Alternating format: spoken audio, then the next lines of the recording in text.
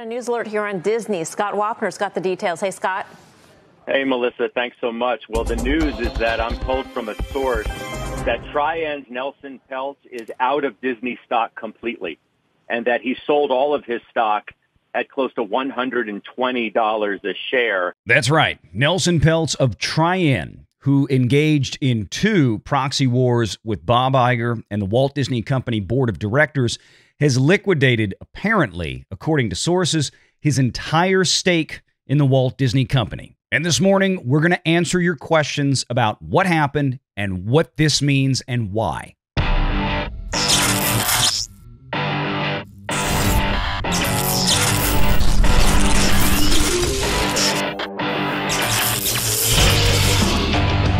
Renegade Online.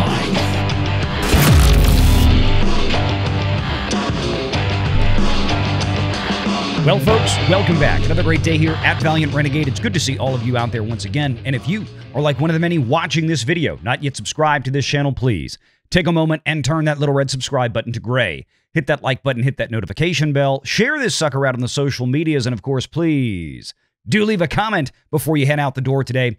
Make sure to join us every Sunday and Wednesday afternoon right here for the live show. According to sources that leaked to CNBC, Nelson Peltz sells entire Disney stake weeks after losing a proxy battle. Activist investor Nelson Peltz has sold his entire stake in Disney. A person familiar with the matter tells CNBC.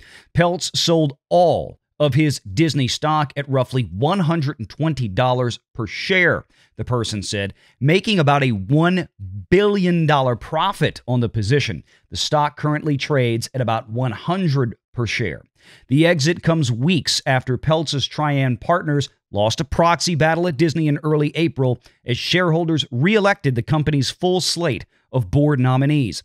Peltz had been seeking to elect himself and former Disney finance chief Jay Rasulo to the company board. Peltz had long taken issue with Disney governance. In October, CNBC reported his upped stake in the company to about 30 million shares and had reignited his proxy campaign, taking particular aim at Disney's streaming strategy in a failed succession plan for CEO Bob Iger. Quote, "We're proud of the impact we have had in refocusing this company on value creation and good governance," Trian said in a statement following the April shareholder vote. Shares of Disney are up at about 11% so far this year, slightly edging out the S&P 500. And of course, Disney did not immediately respond for comment related to this article for CNBC, and apparently Trian has issued no official statement yet either. But let's first look at that last segment about Disney's outperformance of the S&P, but in a little bit different light. If we look on the chart with Disney's more recent performance and the S&P's more recent performance, at least since the beginning of May, we can see that these numbers have relatively well caught up to one another, with the S&P and Disney's year-to-date performance being on similar trajectories. But let's go back and look at just the last month, basically since right around the time of the most recent Walt Disney Company earnings call, and that dark blue line that is the Walt Disney Company is down some 10%, while the S&P is up about 3%. That right there should give you a very good indication of what Nelson Peltz had on his mind. See, holding those shares is important up to and including the day of that shareholder vote, at least insofar as good public opinion is concerned. Nelson Peltz could have liquidated the shares following the record date, the last date you'd have to actually hold those shares to be eligible to cast a vote. But of course, if he'd sold them right after that and before the annual shareholder meeting, things probably wouldn't have looked as rosy. But if you recall some of Nelson's previous comments about how the first time he did this in late 22 and into early 2023, where he voluntarily resigned his position as a proxy fighter in that battle, trusting Bob Iger to get things back on track, he also then a year later commented how that didn't really work out because Bob Iger did not really keep up with his promises to vigorously pursue succession planning.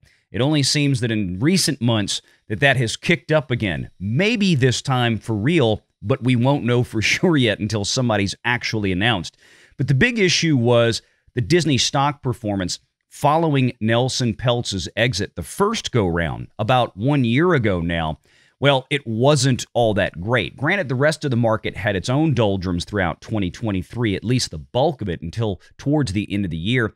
Disney stock once again underperformed everything else out there. Now, this isn't financial advice. This is just simple historical observation of fact. But once again, coming into this new proxy fight that recently ended, Nelson was concerned whether Disney stock's performance would look more like 2023 again after he exited than something better. And sure enough, that seems to be exactly what happened. The article even stipulates that Nelson Peltz bailed out at around $120 per share, which was the most recent peak of the Walt Disney Company, or just thereabout. And Nelson Peltz returned about $1 billion of capital gains to the fund following purchases made at much lower prices. Some reported somewhere around $80 to $90 a share. A few key things to understand is, number one, Nelson Peltz ultimately got what he needed for his investors, and that is a good return on investment. Holding a stock like that for really a few months to a year and then being able to sell it and turning a nice, tidy profit at that level makes them very happy. And quite frankly, Nelson Peltz doesn't need to stay involved in Disney stock at this point in time. Nelson Peltz, first and foremost, has a fiduciary responsibility to the investors in the Trian fund. Now, we're not talking about Ike Perlmutter's shares of stock. Remember, Nelson Peltz and Trian didn't outright own those. They simply had the proxies. In other words, the voting power that Ike Perlmutter gifted or granted or bestowed to Nelson Peltz and Trian to vote on his behalf.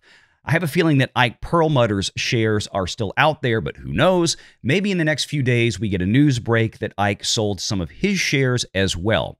But as of right now, we're talking about just the shares that were part of the fund itself that Nelson Peltz and Trian managed. And that fiduciary responsibility says simply this: do what's best for the clients. And in this case, seeing Disney rocket back up to another peak that it had rarely seen in the last few years, well, that was probably a good sign for Nelson Peltz and Trian to make the right financial decision, the right fiduciary decision on behalf of the clients and investors of Trian, and get rid of it and take a tidy profit.